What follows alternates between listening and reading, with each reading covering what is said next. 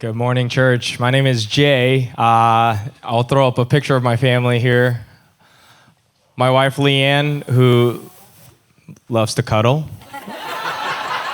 My 3-year-old, who also actually, she doesn't like to cuddle, which is unfortunate. And my 9-month-old Tomorrow, who I'm praying and wishing will love to cuddle. A topic that I want to share today is about staying peaceful while debating with a different faith. Point number one that I'd like to make is it is okay to have different ideas and disagree. A phrase that I heard and I really like is the Bible was written for us, but not to us.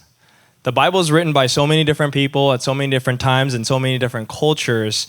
I believe we can't take the Bible so literally. It was written to speak to us as an individual as we have our own personal relationship with God and even the Word itself. As we read the same thing, we will receive something completely different than someone else. So we should fully expect to have different ideas, and God created us to be very different and unique. So we need to have the heart to welcome these disagreements. Leads to point number 2. Just because you disagree, it doesn't mean you can't love them.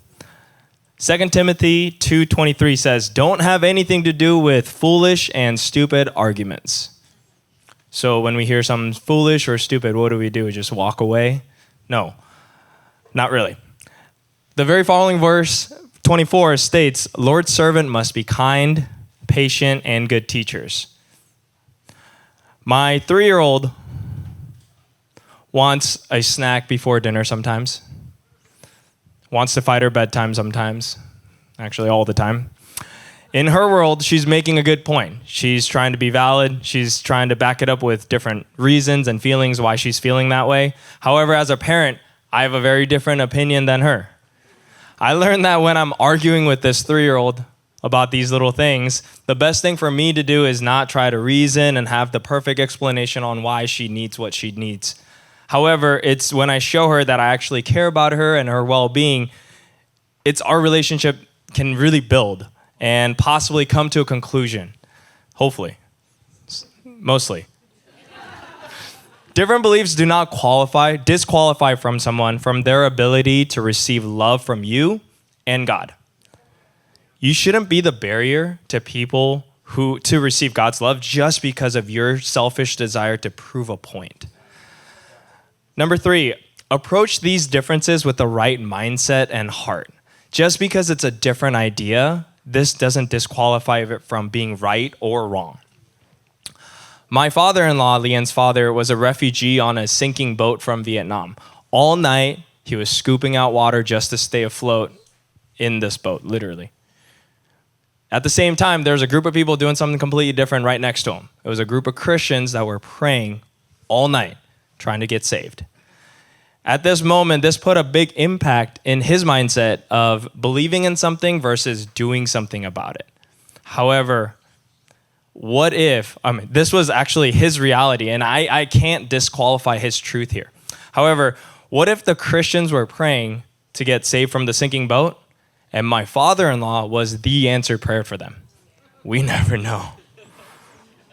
1 Peter 3:15 states, "Always be prepared to give an answer to everyone who asks you to give the reason for the hope that you have. But do this with gentleness and respect.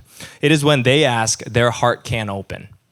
Focus on getting their heart to open rather than the debate itself. It wasn't the time for me to challenge my father-in-law's beliefs at the time, but it was more about his experience and for me to hear that out. It was a moment to create space for me to truly be there and feel like he's seen by me. Last point that I like to make is learn to respectfully disagree and make sure you guys pray about it. You're not the one to change hearts and minds. Jesus will do the heavy lifting. All we need to do is obey. Deep relationships with open and ongoing conversations make a much bigger impact than the one conversation you're trying to prove them wrong. My friend was raised in a culture and taught that salvation comes from our efforts. We had a discussion about the main differences of his beliefs and mine. We discussed how his were more works-based and how Christianity was following Jesus as a North Star and having him as a guide and a structure to life around. My job as a friend at the time was not to, argue, but it was really just to hear him out, but also challenge his theology on why and what he believes in. I shared my own testimony and prayed for him when he was with me, and also when we parted ways, I made sure I prayed for him without him there as well. It is important to leave room for God to work and trust that he will continue doing so afterwards. So to summarize, it is okay to disagree. Make sure to love in the middle of this disagreement. Approach these differences with the right heart and mindset.